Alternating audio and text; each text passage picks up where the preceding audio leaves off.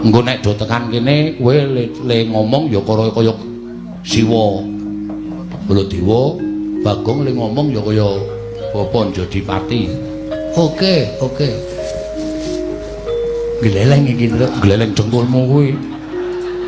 Apa kowe meneng wae? Aku ki malah justru mikir. Nek Darantasena ngendika kaya ngono Petra tak dadekke Baladewa, Bagong tak dadekke Werkudara. Terus iki engko lunga, terus sing asli teka. Sapa iki? Madani aku.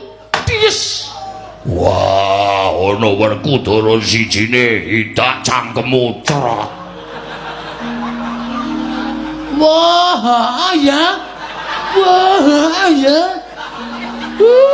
Ndas gedene semene uteke ming cilik. Goblok ora. Tanggung jawabe pripun? Kowe iki rasa kuwatir karo aku. Aku wani gawe iki wani tanggung jawab. Ora kaya Bagong iki gua gawe. Ora wani tanggung jawab. Ora njaluk. Aman. Canggleleng ya wajake. Aku wani tanggung jawab aja kuwatir. Oh nggih, siap. Wis ya ngono wae nggih.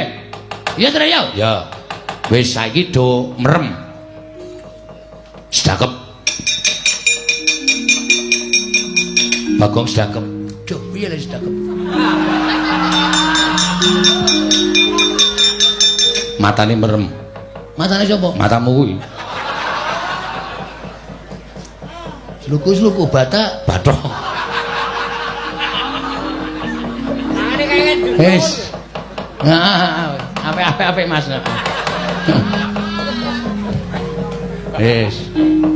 Wis ya tak dadekke Baladewa, tak dadekke Werkudara. Engko ora rasa omong jeneng wis semedi kok omong. Wis ya ning. Wis tak suwun ngersaning sing gawe jagat, muga-muga kelakon penjangkaku terus. Tete prani manganak hanung paricata. Balume mbak lamun mambeng lerombak ing samudra hangrok. Oh, mandi pangestining Raden Antasena. Eling-eling satriya ndugal kewarisan sak ciptane dadi sasedyane ana. Ical wujuding Kira Petra kantong bolong semawuri Bagong wenteh nata mandra tuwin Raden Harya Werkudara.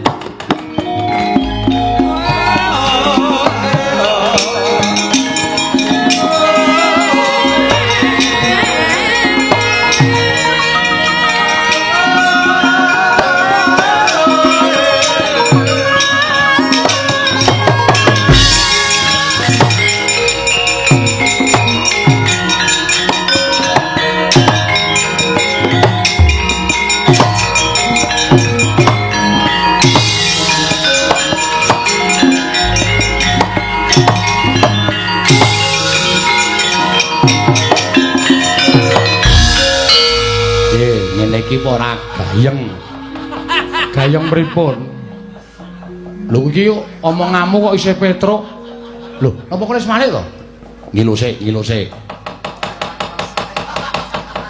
weh waduh Ndara Werkudara ngopo kok kaya ban gembos Werkudara ini arep omong mesti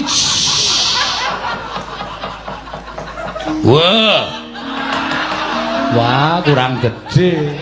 Pripun? Kurang gede. Kurang gede pripun? Suarane bapak iki gede. Coba.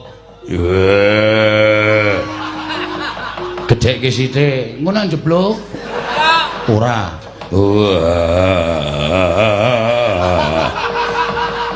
Kok rajeg. Anu pentile bosok.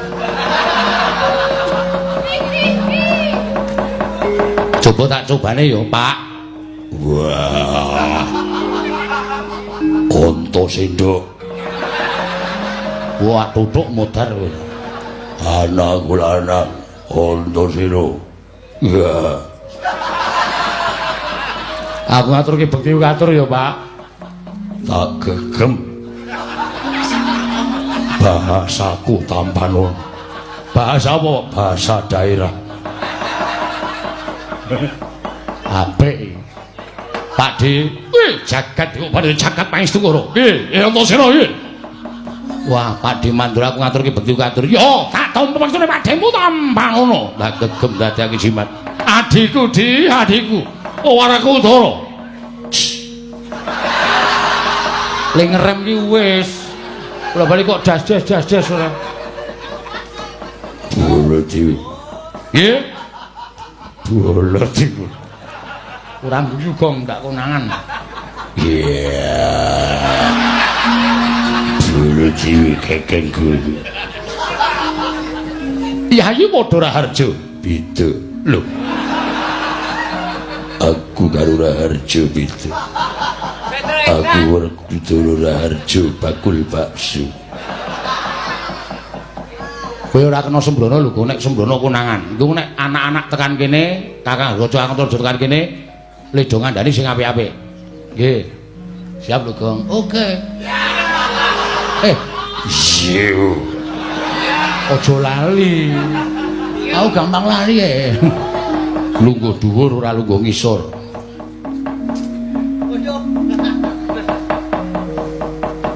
Wah, kedhuwuren. Pakde Baladewa rada mundur. Semantel.